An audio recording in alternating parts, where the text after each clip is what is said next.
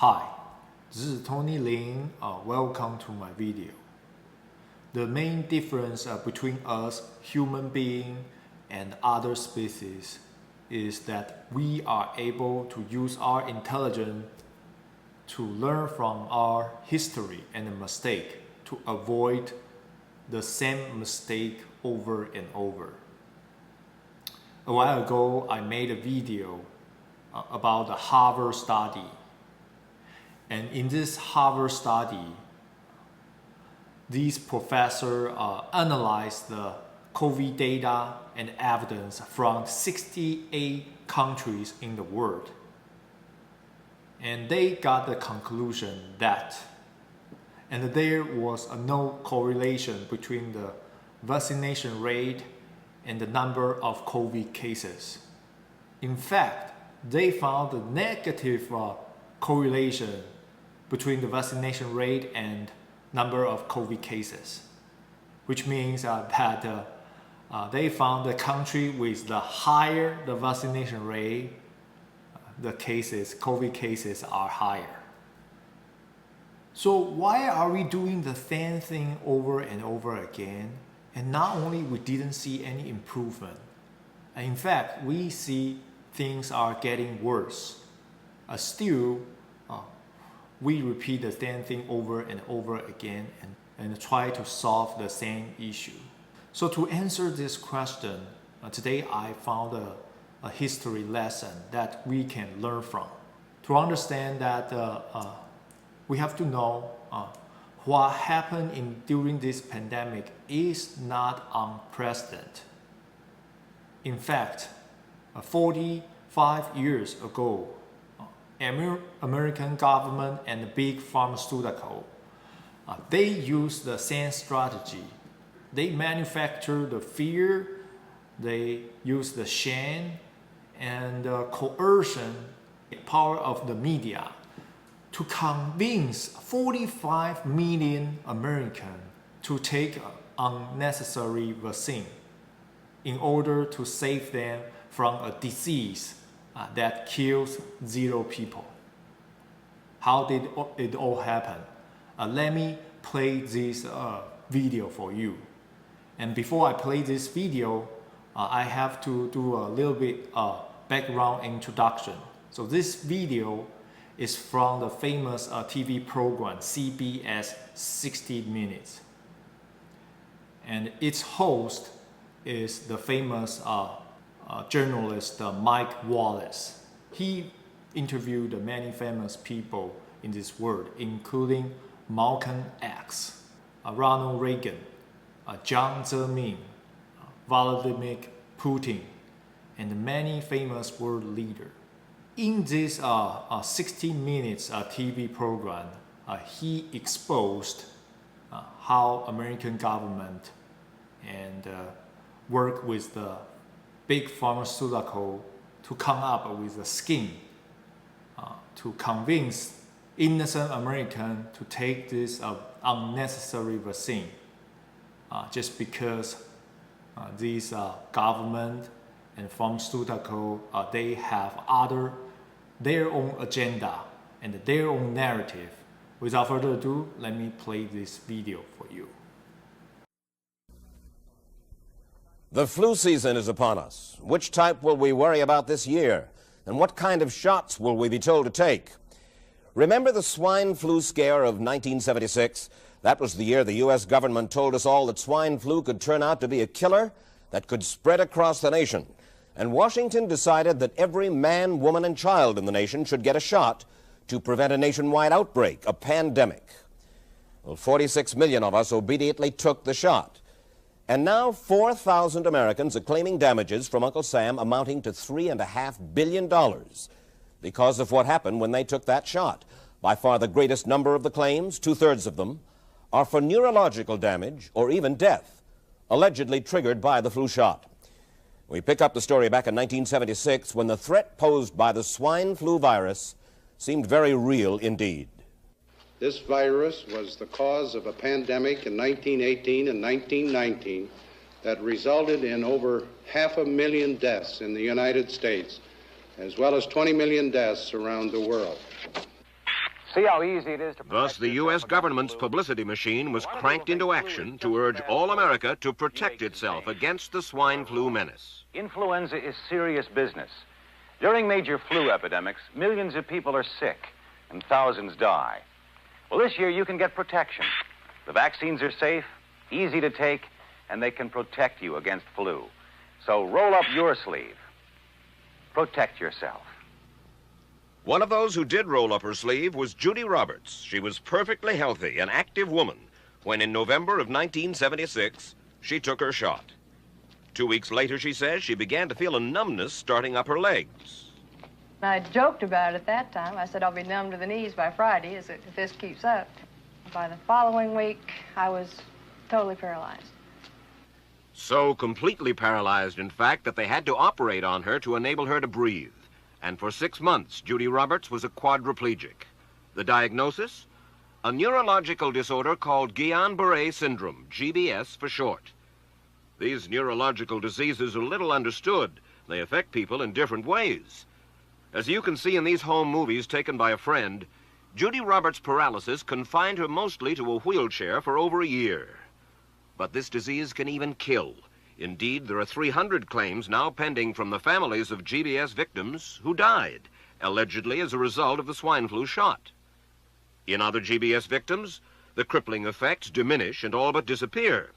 But for Judy Roberts, progress back to good health has been painful and partial. Now, I noticed that your smile, Judy, is a little bit constricted. Yes, it is. Is it different from what it used to be? Very different. I have a greatly decreased mobility in my lips. And I can't drink through a straw on the right-hand side. I can't blow out birthday candles. I don't whistle anymore, for which my husband is grateful. It may be a little difficult for you to answer this question, but have you recovered as much as you are going to recover? Yes, this is it. So you will now have a legacy of braces on your legs for the rest of your life? Yes, the weakness in my hands will stay, and the leg braces will stay. So Judy Roberts and her husband have filed a claim against the U.S. government. They're asking $12 million, though they don't expect to get nearly that much. Judy, why did you take the flu shot? I'd never taken any other flu shots, but I felt like this was going to be a major epidemic. And the only way to prevent a major epidemic of a really deadly variety of flu was for everybody to be immunized. Where did this so-called deadly variety of flu, where did it first hit back in 1976? It began right here at Fort Dix in New Jersey in January of that year when a number of recruits began to complain of respiratory ailments, something like the common cold. An Army doctor here sent samples of their throat cultures to the New Jersey Public Health Lab to find out just what kind of bug was going around here. One of those samples was from a Private David Lewis who had left his sickbed to go on a forced march. Private Lewis had collapsed on that march, and his sergeant had revived him by mouth-to-mouth resuscitation. But the sergeant showed no signs of illness. A few days later, Private Lewis died. If this disease is so potentially fatal that it's going to kill a young, healthy man, a middle-aged school teacher doesn't have a prayer. The New Jersey lab identified most of those soldiers' throat cultures as the normal kind of flu virus going around that year, but they could not make out what kind of virus was in the culture from the dead soldier and from 4 others who were sick. So they sent those cultures to the Federal Center for Disease Control in Atlanta, Georgia, for further study. A few days later, they got the verdict: swine flu. But that much publicized outbreak of swine flu at Fort Dix involved only Private Lewis, who died, and those 4 other soldiers who recovered completely without the swine flu shot.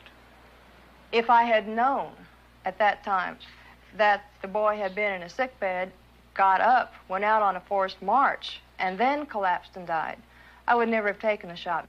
The rationale for our recommendation was not on the basis of the death of a single individual, but it was on the basis that when we do see a change in the characteristics of the influenza virus, it is a massive public health problem in this country. Dr. David Senser, then head of the CDC, the Center for Disease Control in Atlanta, is now in private industry. He devised the swine flu program, and he pushed it. You began to give flu shots to the American people in October of '76. October 1st. By that time, how many cases of swine flu around the world had been reported? There had been several reported, but none confirmed. There had been cases in Australia that were reported by the press, by the news media. There were cases in... None confirmed. Did you ever uncover any other outbreaks of swine flu anywhere in the world? No. Now, nearly everyone was to receive the shot in a public health facility where a doctor might not be present. Therefore, it was up to the CDC to come up with some kind of official consent form, giving the public all the information it needed about the swine flu shot. This form stated that the swine flu vaccine had been tested. What it didn't say was that after those tests were completed, the scientists developed another vaccine, and that was the one given to most of the 46 million who took the shot. That vaccine was called X53A.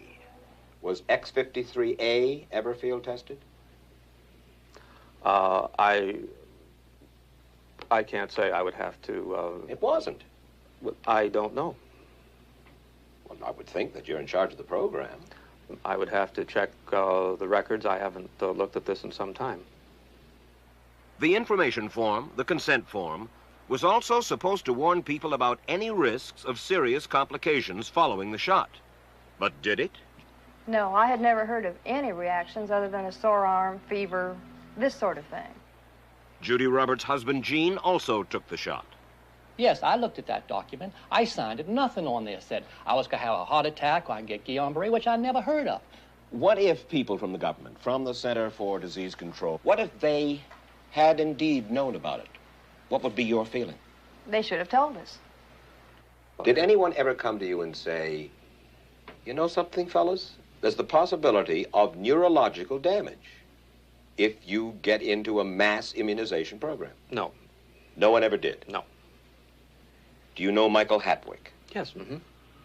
Dr. Michael Hatwick directed the surveillance team for the swine flu program at the CDC.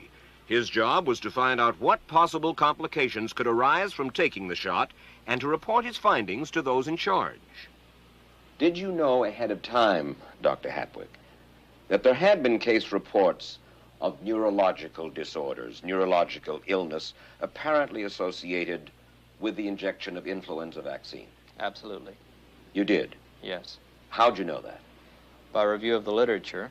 So you told your superiors, the men in charge of the swine flu immunization program, about the possibility of neurological disorders? Absolutely. What would you say if I told you that your superiors say that you never told them about the possibility of neurological complications? That's nonsense.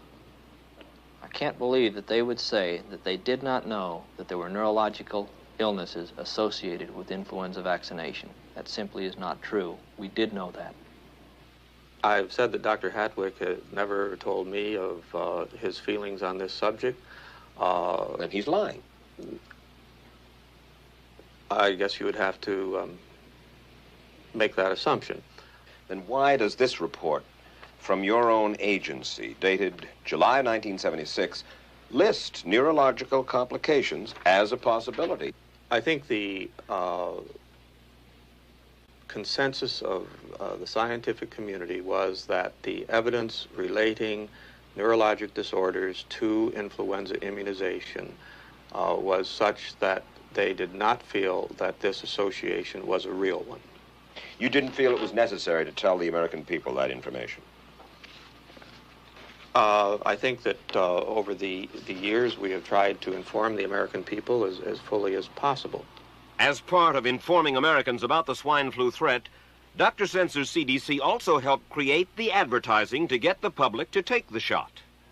Let me read to you from one of your own agency's memos planning the campaign to urge Americans to take the shot. The swine flu vaccine has been taken by many important persons, he wrote. Example, President Ford, Henry Kissinger, Elton John, Muhammad Ali, Mary Tyler Moore, Rudolph Nureyev, Walter Cronkite, Ralph Nader, Edward Kennedy, etc., etc. True? I'm not familiar with that particular piece of paper, but I do know that at least of that group, President Ford did take the vaccination. Did you talk to these people beforehand to find out if they planned to take the shot? I did not know. Did anybody? I do not know. Did you get permission to use their names in your campaign? I do not know. Mary, did you take a swine flu shot? No, I did not. Did you give them permission to use your name saying that you had or were going to? Absolutely not. Never did. Did you ask your own doctor about taking the swine flu shot? Yes, and at the time he thought it might be a good idea. But I resisted it because I was leery of having the symptoms that sometimes go with that kind of inoculation. So you didn't? No, I didn't. Have you spoken to your doctor since? Yes. And? He's delighted that I didn't take that shot. You're in charge. Somebody's in charge. This is your advertising strategy that I have a copy of here. Who's it signed by? This one is unsigned. But you'll acknowledge that it was your baby, so to speak. It could have been from Department of Health, Education, and Welfare. It could be from CDC. I don't know. I'll be happy to take responsibility for it. It's been 3 years now since you fell ill with GBS, right? Right. Has the federal government, in your estimation, played fair with you about your claim? No, I don't think so. It seems to be dragging on and on and on, and really no end in sight that I can see at this point. With respect to the cases of Guillain-Barré, allegedly... Former Secretary of HEW Joseph Califano, too, was disturbed that there was no end in sight. So a year and a half ago, he promised that Uncle Sam would cut the bureaucratic red tape for victims suffering from GBS and would pay up quickly. We shouldn't hold them to an impossible or too difficult standard of proving that they were hurt. Even if we pay a few people a few $1,000s that might not have deserved it, I think justice requires that we promptly pay those people who do deserve it. Who's making the decision to be so hard-nosed about settling? Well, I assume the Justice Department is. Griffin Bell before he left? Well, the Justice Department agreed to the statement I made. It was cleared word for word with the lawyers in the Justice Department by my HEW lawyers. And that statement said, in effect... That statement said that we should pay Guillain-Barré claims without regard to whether the federal government was negligent if they resulted from the swine flu shot. I think the government knows it's wrong. If it drags out long enough, that people will just give up. Let it go. I am a little more adamant in my thoughts than my wife is, because I told Judy to take the shot. She wasn't going to take it, and she never had shots. And I'm mad with my government because they knew the facts, but they didn't release those facts because if they had released them, the people wouldn't have taken it. And they can come out tomorrow and tell me there's going to be an epidemic, and they can drop off like flies next to me. I will not take another shot that my government tells me to take. Meantime, Judy Roberts and some 4,000 others like her are still waiting for their day in court. So the big government and pharmaceutical and scientists, they, in 45 years ago, they did this. They devised this scheme, used the fear, coercion, and the power of the media to convince the innocent American, 45 million innocent American, to take this unnecessary jab. And look what happened to those innocent Americans. And after 45 years, those pharmaceutical and big government, they only become smarter. They know how to learn from their mistake. And now they play a bigger game. They try to play their own narrative on this entire earth. Try to convince any innocent people on this earth to take their product. And they ask people like vaccine worshiper, do not study history, do not think independently, and do not do your own research. Just believe whatever I say. Just believe whatever scientists say. So that is why I want to make this video. It is very important. We constantly learn from history. We constantly learn from our own mistake, so we can keep improving. And even though we make some mistake, but we don't make the same mistake over and over. So if you think today's information is helpful, please do me a favor. hit the like button and share this video to more people, including the die-hard vaccine worshiper. Because there are too many vaccine worshippers, they don't learn from the mistake, and they also learn nothing from the history, and they don't do independent thinking, and they don't look at the data and evidence. Big pharmaceutical and government, they are winning in this battle. So in order to turn the tide, we need to actually help these vaccine worshippers to wake up. Otherwise, because the government and the big pharmaceutical, because they see they are winning, they will only become bolder and bolder, and the money and the power is not able to satisfy their desire.